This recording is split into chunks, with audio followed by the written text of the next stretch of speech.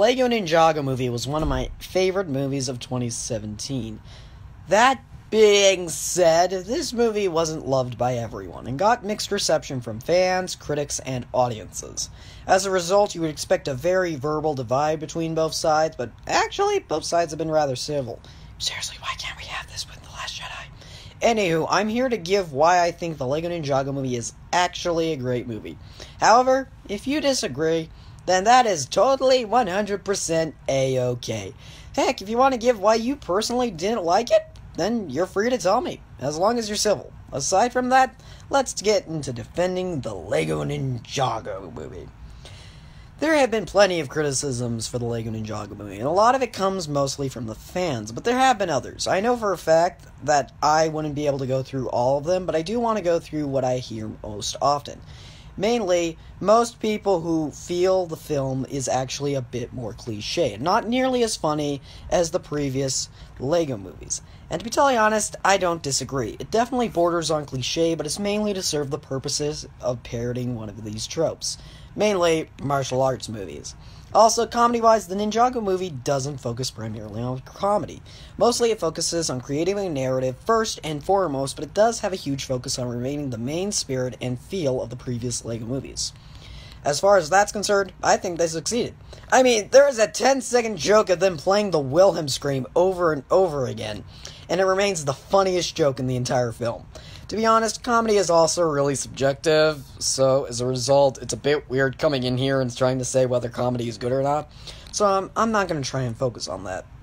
As for fans, most of it comes down to not keeping with continuity and, strangely, mostly complaining about the lack of character development for the main ninja as they are presented in the movie. And you know what? I get it. I'm a fan of the show, and I know for a fact that the show will always be better. But the show is actually at an advantage that the film will never have. You see, the show has had 9 seasons so far that focus on expanding Ninjago as a world. Also, each season often has one of the main characters serve as the protagonist of their respective season, or entire episodes and arcs inside the show itself. The movie, while it can easily do that, wasn't going to be that easy. First off, character development isn't actually always needed in a movie. As long as you can get likable characters and a clear personality to cast, you should be fine with that. Something the film relatively does. A great example of this is when Lloyd walks through his high school and is just casually talking to each ninja. We get a clear view of each of their personalities and key traits. Not full-blown arcs and stuff, but for the most part, it works. Second, you need to balance character and plot, and while I could think it would have been achievable, it would have been pretty challenging to fit it in. Not saying it was impossible, but it would have been a challenge. Thirdly, had it connected directly to continuity, it would have been really confusing to general audiences. For example, one of the original scripts was the ninjas time traveled to stop the Great Devourer from turning Garmadon evil, and as cool of a film that would have been, the general public would have been so confused. So, to create a new universe really helped the movie there. Other than that, here's some of the complaints I actually have about the film. Just because I adore the film doesn't mean it's a masterpiece by any means. So here are some of the problems I have with the film. First act is really slow. Like, it is there to build up conflict, which is essential to good storytelling, but it's so slow. Also, some of the jokes are really long, like there's a scene with Garmadon and Lloyd that, while mostly funny, loses some of its impact because it keeps using the punchline over and over and over again. It didn't really work for me. Also, what was with the whole ultimate weapon montage? What the crap even is that thing? I still have been unable to explain what is there so far. Another thing, as much as I loved the awesome live-action segments, I felt the film would have been fine without them. Sure, they're cute and remind me of 80s movies where the kid goes into the magical shop and Jackie Chan is great, but it felt really unnecessary to the plot, even if it's supposedly to tie things all together. So with the amount of complaints, the film should have at least earned an 8.0 or a love reaction out of me. So how did it make it a door score for me? Well, mainly 2 fantastic scenes, but a few other things. I want to talk about what really sells the movie here, and that is, you guessed it, Lloyd and Garmadon. First off, I don't really need to defend Garmadon, because almost everyone who saw the movie loved him. I mean, what isn't there to love about them? He's the character with the most amount of jokes, he's actually rather likable, and if you take a look at almost all the negative reviews I saw of this movie, Garmadon was the big, here's the best thing about this movie part of all of them. Justin Theroux is hilarious, and I thought he was great. As for Lloyd, well, he got more slack than Garmadon did.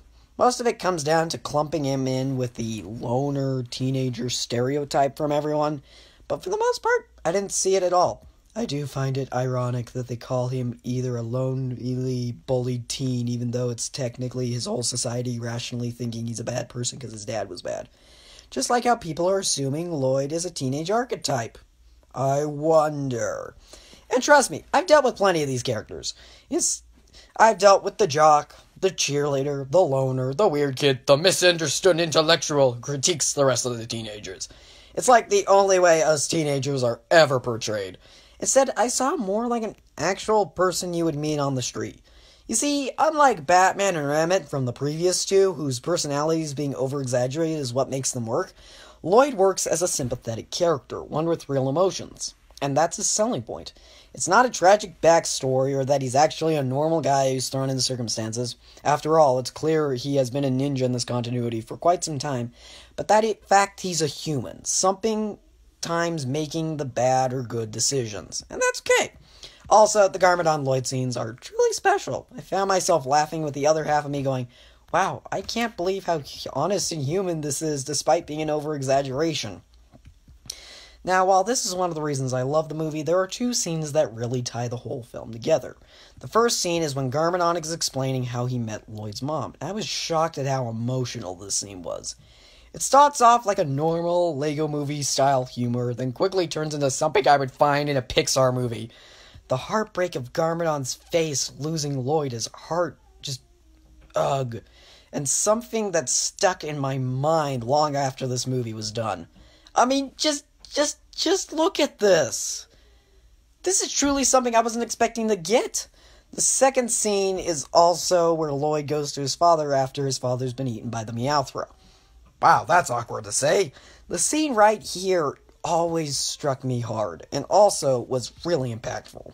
I did want to show these clips with sound, but instead I'm not just going to give you a link in the comments, because this scene blows the previous father-son clips from the other movies to shame. And trust me, I love both of them. The fact that the movie decides to shorten their final battle to do this was something that impressed me beyond belief. Go watch this clip if you're not convinced. Like, I could tell you what makes this scene work, but you have to actually listen to the amount of acting coming from both Dave Franco and Justin Theroux in this clip. It's just so amazing.